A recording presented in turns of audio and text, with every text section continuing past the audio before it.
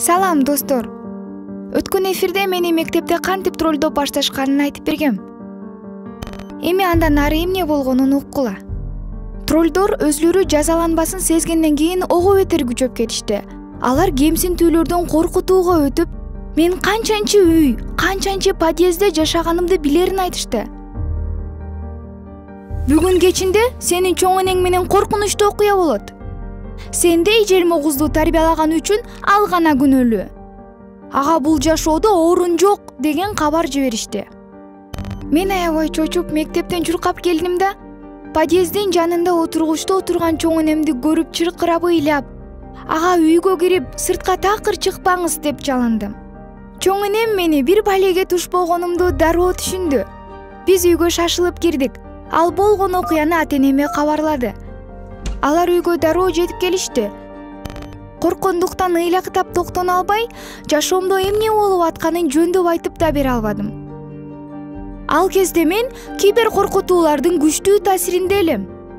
Ата-энем менин соц тармактарымды, телефонумдагы бүт кабарларды изилдеп чыгып, сүрөткө тартып, дароо милицияга кайрылышты. Милицияда адистер коркутуунун булагын аныкташты.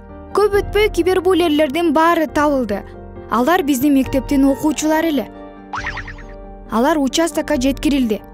Тергөөнүн жүрүшүндө кибербуллерлер өз күнөөлөрүн толугу менен мойнунга алып, оюндан от чыгып кетти деп кылган ишине өкүнүп калышты. Укук бузуучулар укуктук жоопкерчилик курагына жетишкендиктен жазаланышты. Ата-энелери болсо чоң айыппул төлөштү. Мындан сырткары, алар мектеп педсовети менен парламенттин алдында жоопко тартылды.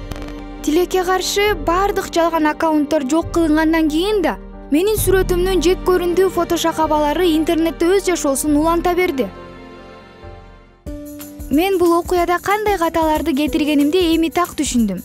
Мисалы, мени куугунтуктап атышканын билгенде эң алгач өзүм ишенгендерге атам, апам же Макс байкем, түгүл өзүмдүн окутуучума жардамга дароо кайрылышым керек эле. Мен номер 111 балдар үчүн ишеним телефонуна чалып, адис менен сүйлөшсөм болмок эле. Мен кибербуллерди блоктоп же платформанын колдоо кызматына кабарлагандын ордуна актанганга аракет кылдым. Түгүл уруша баштадым.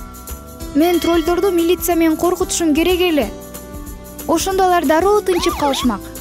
Түгүл чоң энеме зыян кылабыз деп түз коркута баштаганда да милицияга барбай, коркуп үйгө жашынганым бекер болуптур. Достор, менин башыман ушундай окуялар өттү. Эми менин кеңешим эч качан кибербуллерлерге жалгыз каршы турбагыла. Дароо улууларга, жакын туугандарга кайрылгыла. Ушуну менен эмки эфирлерге чейин кош айтышам.